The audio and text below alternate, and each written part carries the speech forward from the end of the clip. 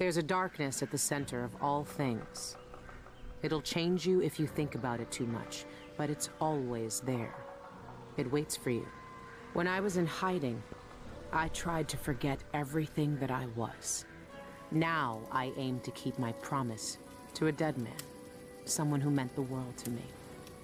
Sometimes I still hear Daud's voice echoing through the metal of this miserable knife. This is the strangest, most important thing I've been through, and that's saying a lot.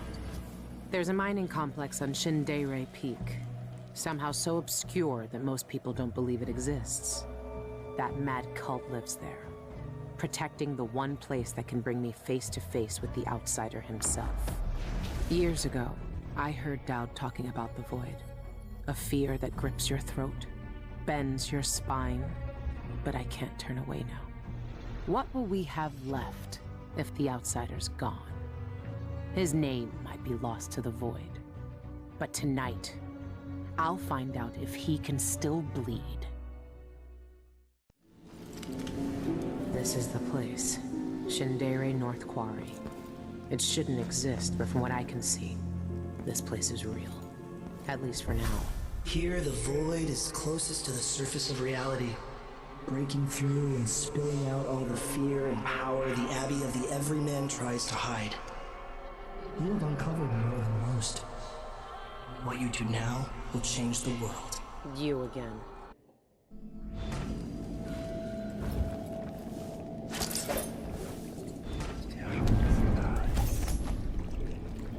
Where is everyone?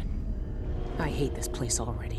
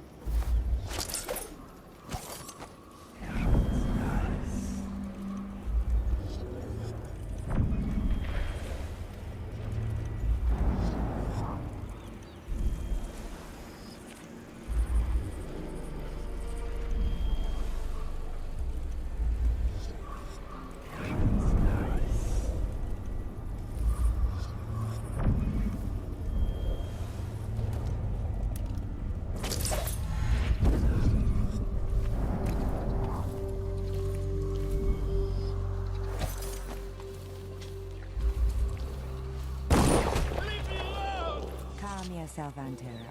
You had that coming and you know it.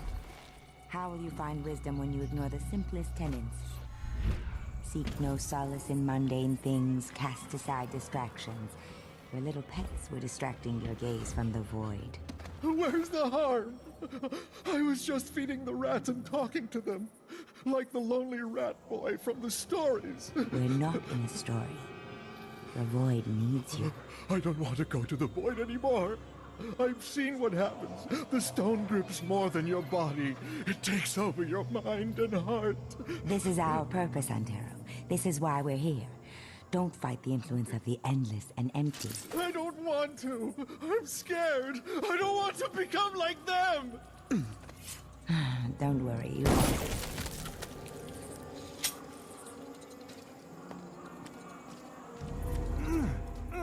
Why do they look like that? What goes on here? No, no!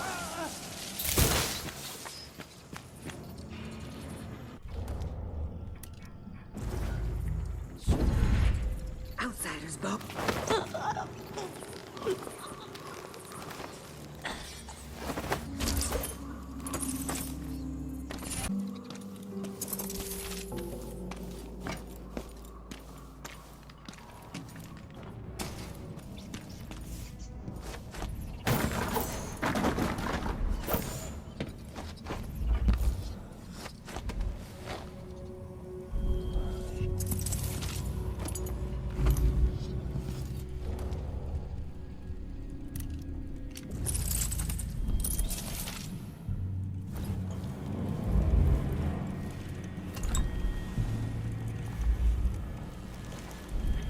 I saw you hasten from the library yesterday.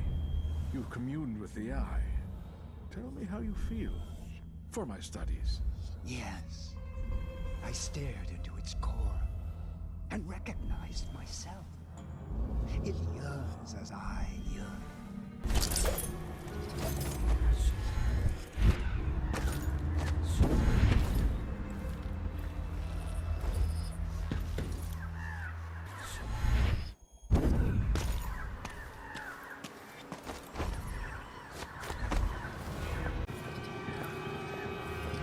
For so long, the Envisioned have held their positions beyond the inner veil. What? No, no, no.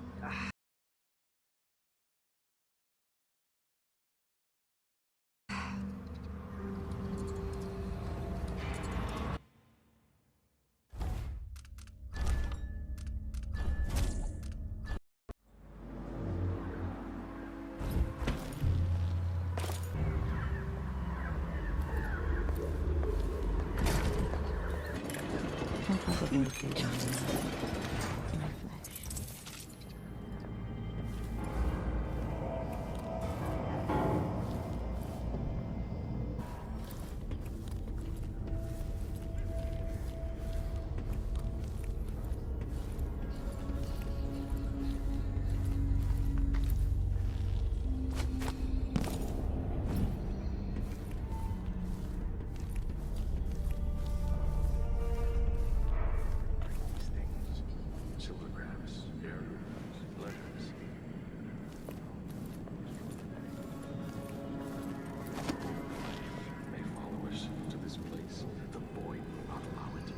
Some aren't ready to shed their attachments. I remember one man, some aristocrat from Dunwall, was granted permission to join us here. The fool brought his prize hound, as if he could keep it in the mine, as if we don't have enough vermin. What happened to it? We had him kill it. Drove it.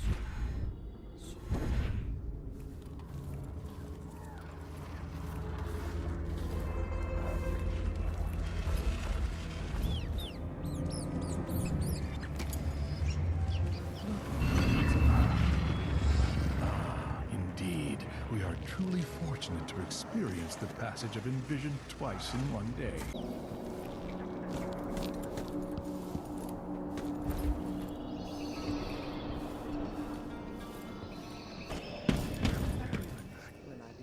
Guardians of the ritual home. What will the void do? All of you. You have appointed yourselves to a better existence.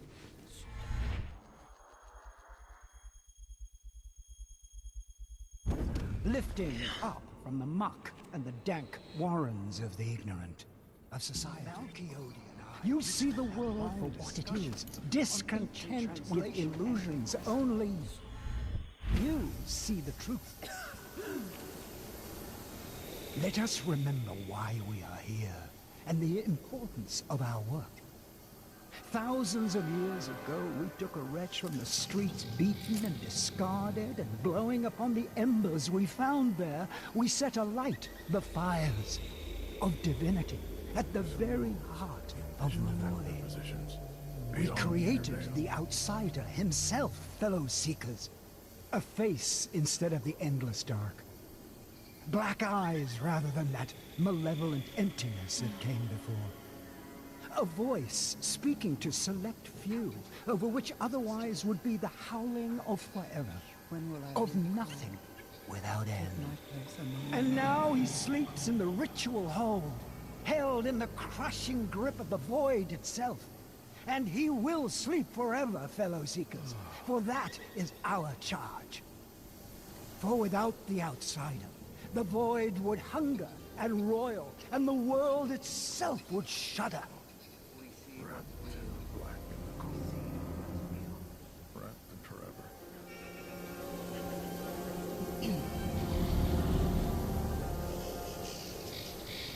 I should soak my bone talisman in whale oil for a few hours.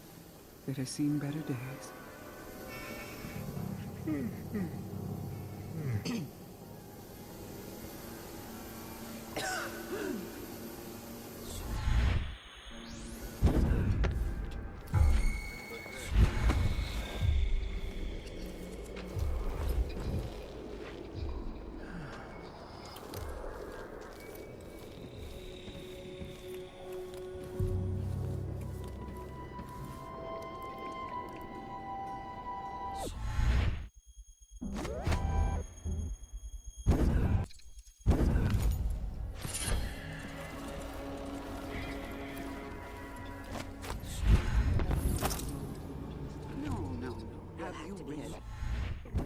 More specific than that. Inside the ritual hold, meeting the Outsider face to face. His black eyes, his youthful form untouched by time. I've read varying sources which recount our forebears walking with the Outsider in dreams. One even vividly described him inviting her to suckle blood from the wound the envisioned inflicted upon him centuries ago. I wouldn't believe such accounts. They're based on poor scholarship, mystical ramblings at best. Set these wonderings aside. We know the nature of the Outsider. There is only one place where he exists in the flesh, and it is forbidden to us. Still, it's tantalizing to think about, I mean. I know what you mean.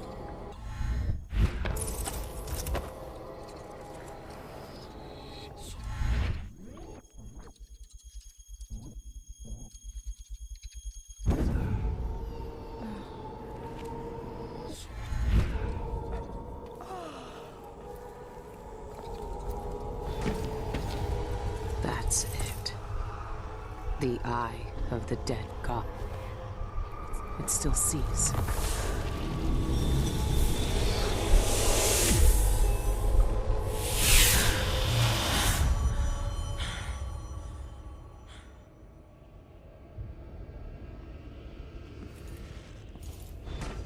I can see everything.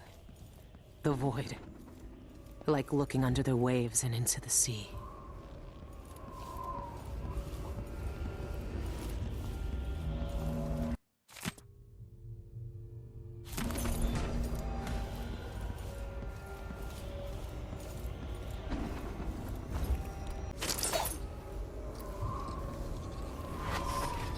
They walk among us with purpose. They see something we do not. Always watching. Sometimes I sense his black stare in my back. I had never felt the draw to study the forbidden, to transgress.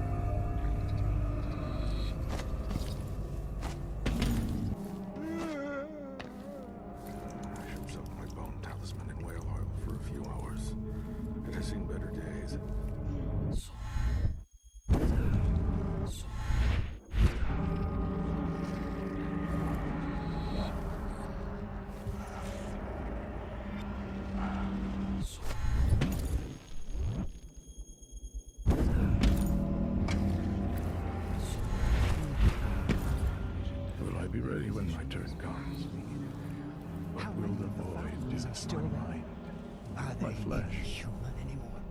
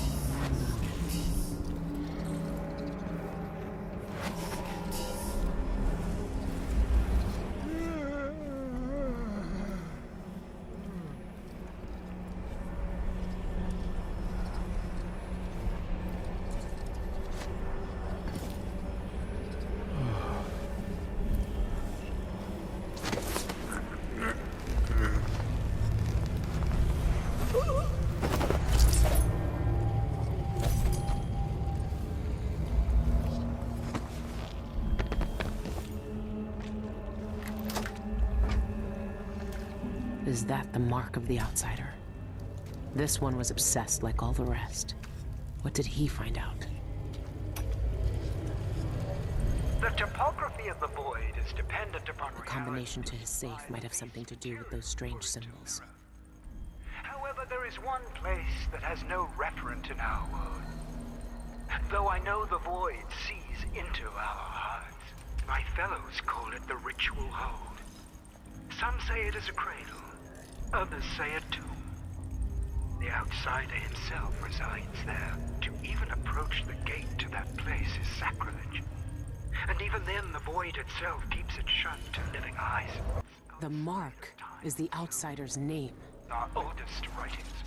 The language possesses an unusual amount of diphthongs, reliant on distinction in tone and pitch to convey meaning.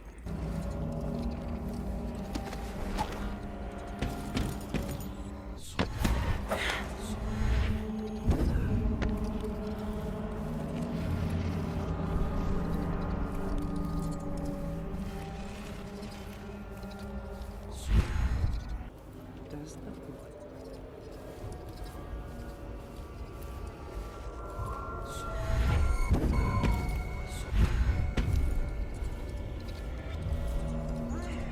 Something's not right.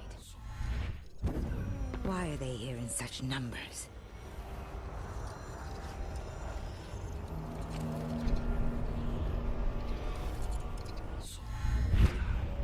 My titles, loved ones, everything. Will it be worth it to see reality, finally, to see beyond this pale world?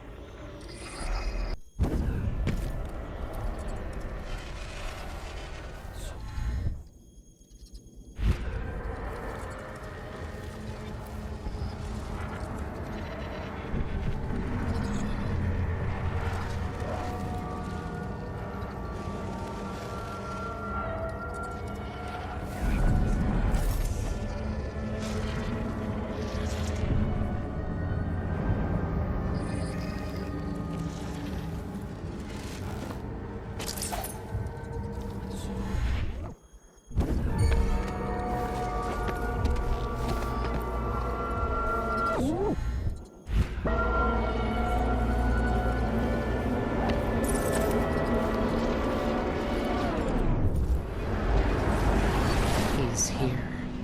I can feel it. Daud? Why are you here? What are you? Look at us. Trapped here. An eternity on a butcher's block. Waiting for the knife to fall. There's nothing left of me but this. Daud. I'm here. Look at me. I know that name. I know you. There was blood. and masks and blades raised. Billy Lurk, I even remember when you hated me. And now you followed me into the void itself. You brought the knife. I can't hurt him. There's nothing I can do. Only you can kill him. How long have I waited here? Too long, old man. There he is. The outsider. All this time dreaming in the void. I wonder if he dreamed about this moment. Go finish it. End his miserable life. He almost looks like he's in pain. Is this really what you want? Is this really what he deserves? You know how this ends, Billy. Look at you. This is what the Abbey tried to hide. This is what the Eyeless want to know about. I'm at the center of the void itself. And you're not even some kind of horror I need to face down and fight. You're at my mercy. But you've always been at the mercy of bad people, haven't you? You said I had a choice. Well, I'm here to make it. I've seen what you wanted me to see, you black-eyed bastard. It doesn't change a thing.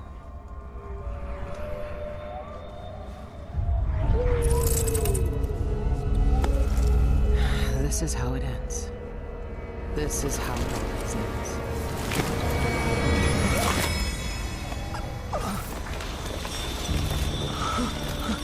I see. There are no choices left.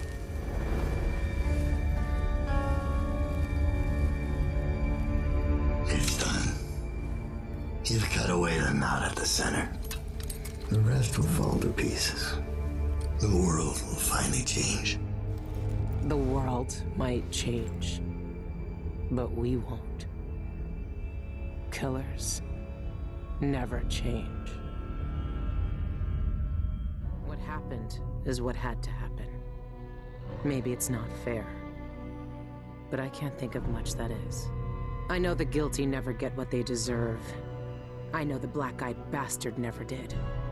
But with that knife in his heart, I've evened the score.